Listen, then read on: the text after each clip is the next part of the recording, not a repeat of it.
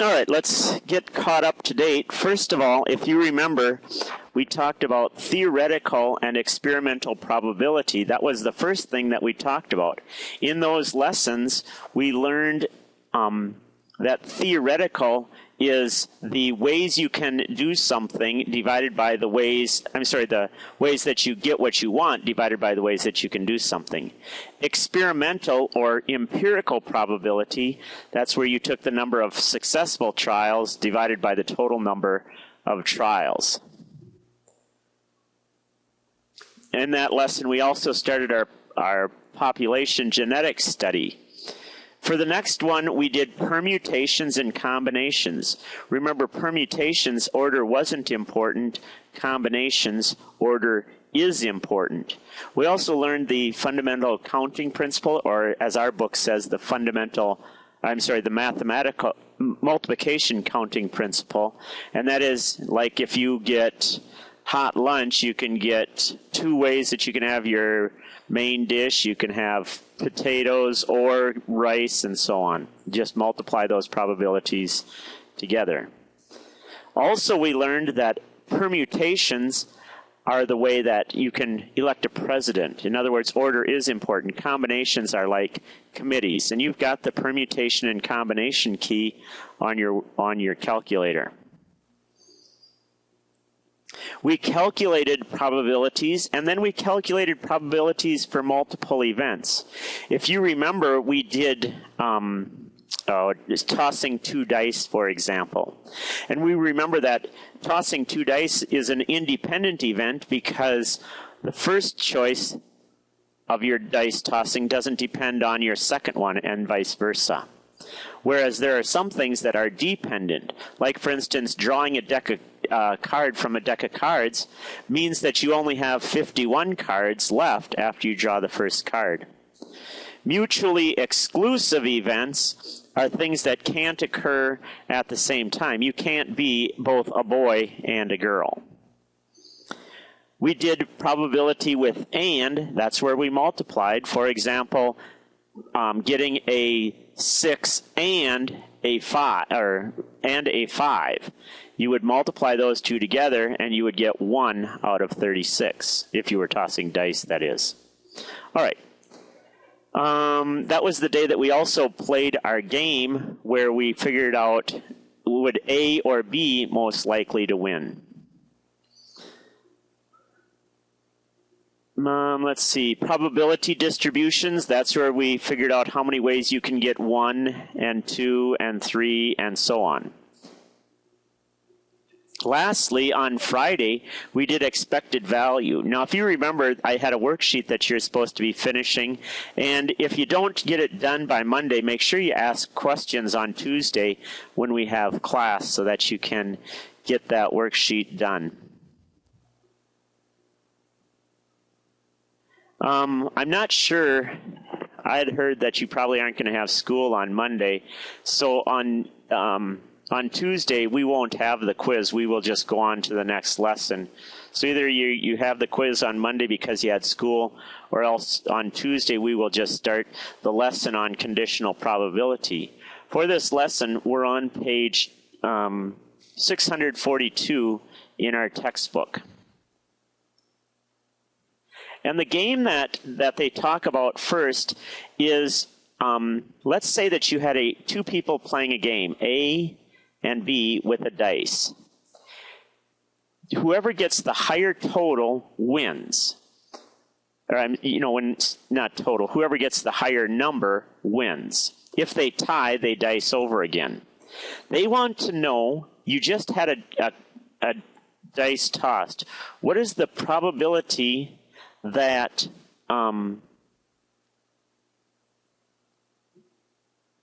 that 5 is the winner, given that A wins?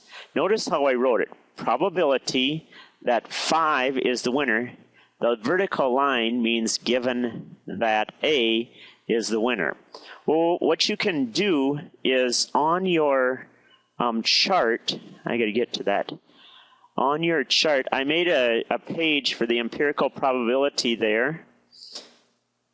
And on your chart, it's the one called conditional dice game. Oh, somebody gave it away. No, that's not that's my experiment, my empirical probability. What you want to do is get the theoretical probability. And the way you do it is use your dice. So the ways that A, let's call the vertical ones A, wins, given that B, or A wins with a 5. Well, for example, A will never win drawing a 1 first, but it will win with a 2 if B gets a 1. It'll win with a 3 given if B draws a 1, and 4 and a 1, and 5 and a 1, and 6 and a 1. So what you want to do is count all of the different ways that A wins, and then count the ways in which A draws gets a 5. So however many ways that is, A gets a 5 here, here, here, here, here, and here. But does it win all of those? Nope, it doesn't win if B gets a 5, and it doesn't win if B gets a 6. So I'll give you that much of a hint. Then, with the tosses that you did, I would like you to figure out how many wins and losses you had. Now, here's how I did it. All right. My first trial was 2 against 5. Well, 2 against 5 is a loss, and here's why. If you have to have 2 things be true. The second dice has to be bigger than the first. That's why I wrote B4 is greater than B3. And you also have to have that B4 is a 5. If that's true, then write the number 5. If B4 is just greater than B3, write the win.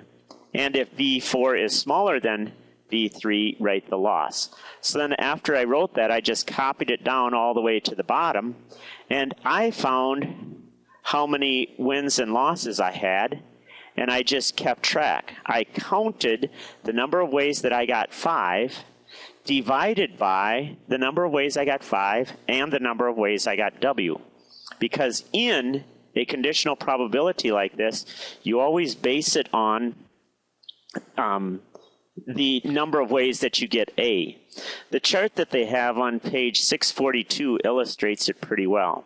You have yes and no. There are males and females, 7, 8, 7, and 6. So what you want to do, it says, is find the probability that you did a chore given that you are male. Okay, so we're in the male row, and we're in the did a chore spot. So our probability is 7 out of 15. The probability that you're female, given that you did a chore, now you go the other direction. So you have chore yes is the denominator, 14, but that you're female is 7 out of 14. So probability of, like for instance, the game that we're doing, the probability of 5 given A is not the same as the probability of A given 5. Same thing is true here. The probability that you did a chore, given that you're male, goes this direction. The probability that you're male, given that you did a chore, okay, so here's the people that did a chore, 14 of them. Of those, 7 were male.